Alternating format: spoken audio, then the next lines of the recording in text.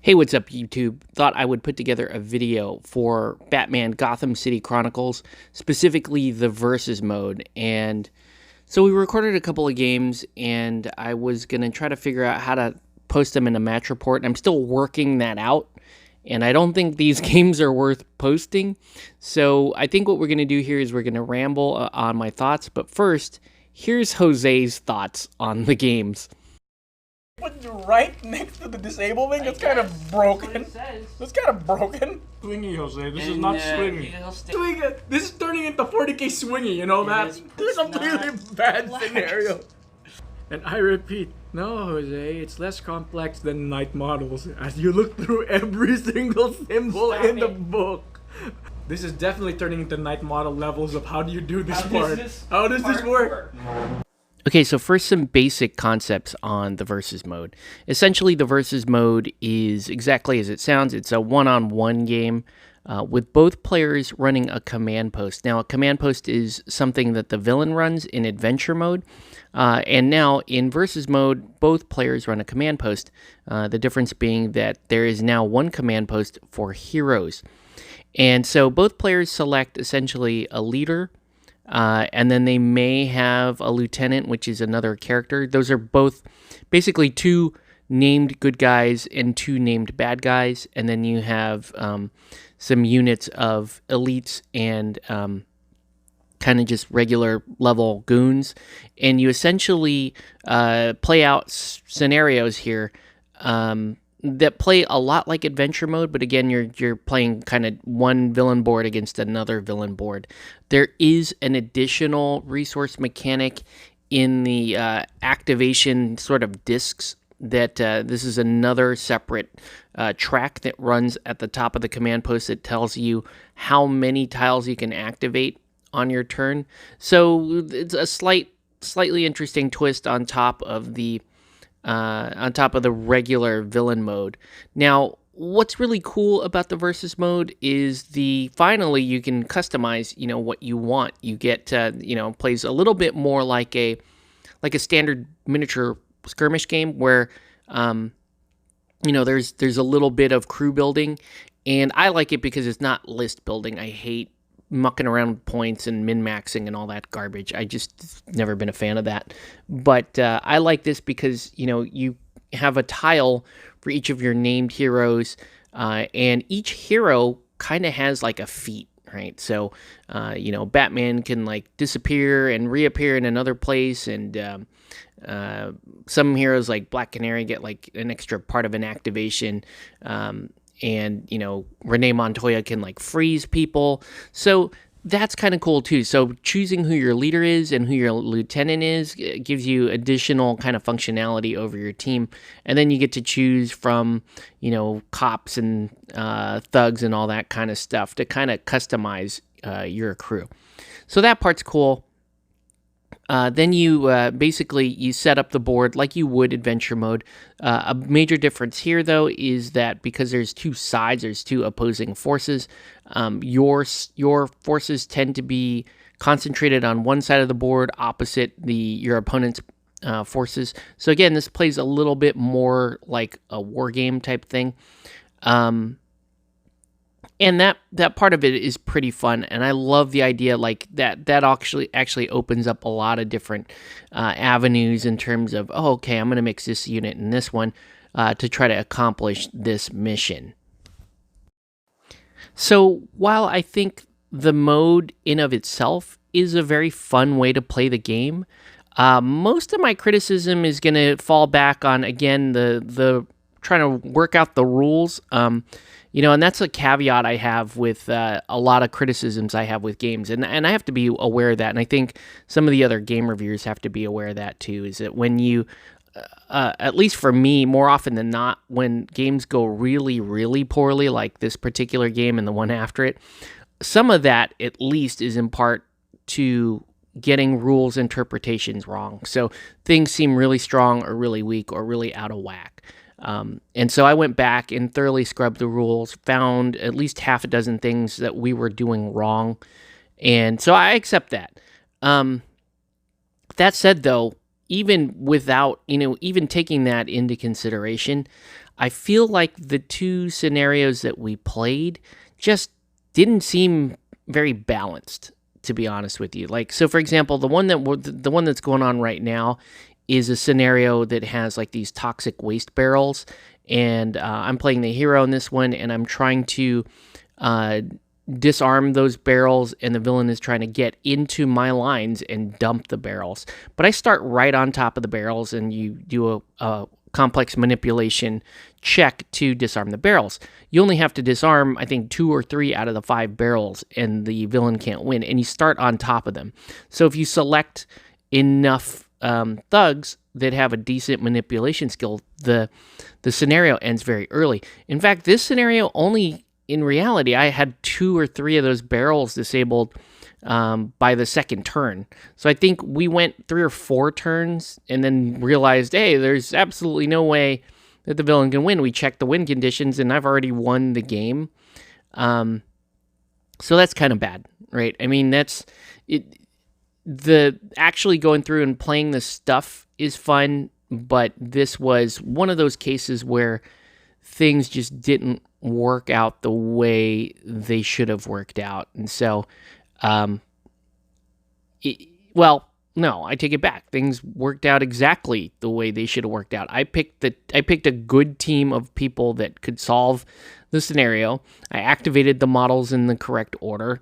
They took advantage of a crazy strong deployment advantage and just ended the scenario. This scenario probably would have lasted all of like 5 minutes had I even known what the win condition was. But, I think there's a way to house rule that. You should have been able, the hero should have a mechanic by which they can come back. Like if I disabled 3 barrels and then the villain comes back and they can actually reactivate those barrels through some other type of manipulation, then I think we would have been fine. But as it stands, this scenario seems a little way too tilted in favor of the heroes. So that brings us to the second game. We quickly re-racked and loaded up another scenario. And for this one, I'm going to speed up the footage even more because this guy was the opposite. I mean, it was a total grind fest. So in this scenario, and I'm playing the heroes again. Jose's playing the villains. This is the bank heist hostage scenario one, which is on a super cool thematic map. The object of this game is the heroes have to break in. They have 8 turns to get in there and free 4 hostages. And the 4 hostages are all on the opposite side of the board there. Probably, or, at least 6 to 8 moves away from getting off the exits, which are on my side of the board. So if you're playing the hero, you have to break into the bank. You do have the option of breaking through a couple of the walls, because really right now there's only one way into the bank, and then there's like this, you see that long kind of divider in the middle of the indoor area, and then the hostages are on the far side of that. So in this game, I decided to slowly funnel in and kind of methodically take over that entrance area. And so we duke it out through there. And in this scenario, the heroes have probably access to a little bit better caliber pieces than the villain does. Although, Shotgun Thug is a thing. That guy is amazing. So I take over this middle here, and you'll see a bunch of cops forming up. And I'm just slowly chewing away at Jose's pieces. Now, the thing is, the way movement and activation in this game works, this scenario is stupidly hard for the heroes to actually win. I have Orphan get back in there. She actually makes it to one of the hostages, and I start to move one of those hostages out while maintaining my position there at the front entrance of the bank. Jose shoots a cop or 2. I kill basically anything that ends up in that hallway. And so this scenario is the part that is frustrating here is that the hero doesn't physically have enough activation or leeway to get 4 hostages out. You just don't have that kind of time. Not if you're actually stopping to fight anything. So I resigned myself to just trying to wipe him out. And I was somewhat successful. Unfortunately, at the end of 8 turns, though, he had 3 pieces left. So that was super frustrating, right? Because, I mean, he had taken a thorough beating. And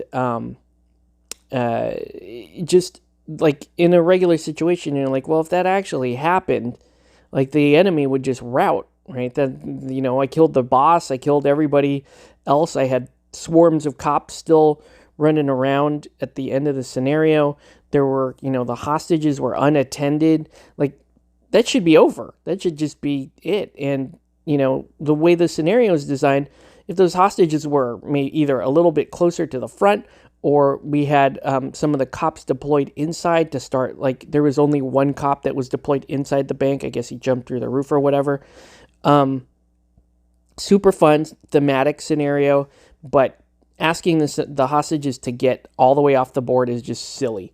If they were just to get outside of the bank and then, you know, in the same square as police, that should count too. So bottom line is I think versus mode is really fun. I think it's got a lot of potential. I really like the idea of even like organized play. I think this could really be a thing, especially with season 2 coming out.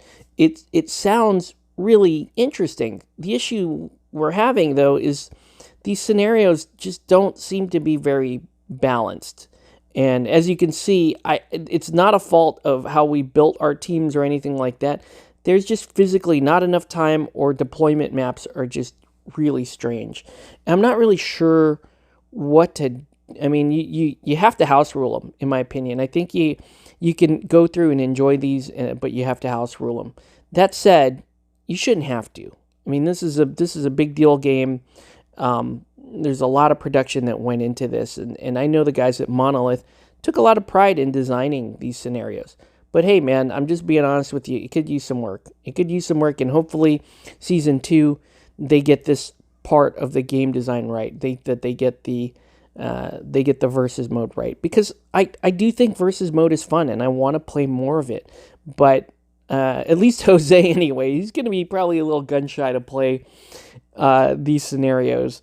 But hey, Jose, I did pay a lot. I paint a lot more stuff for you, so you got a lot more options now.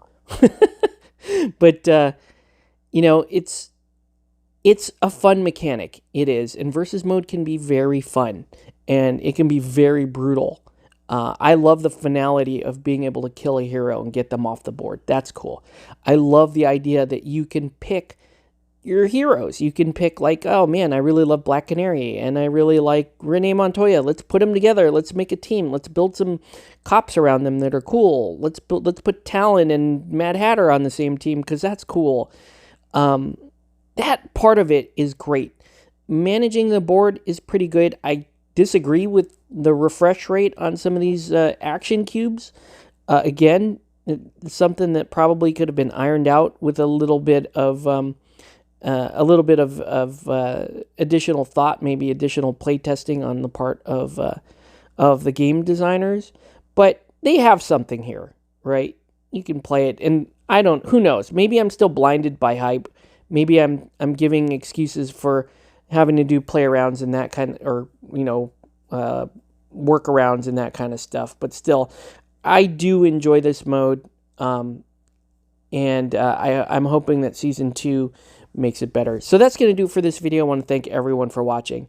Have a good one, guys, and we'll catch you on the next one.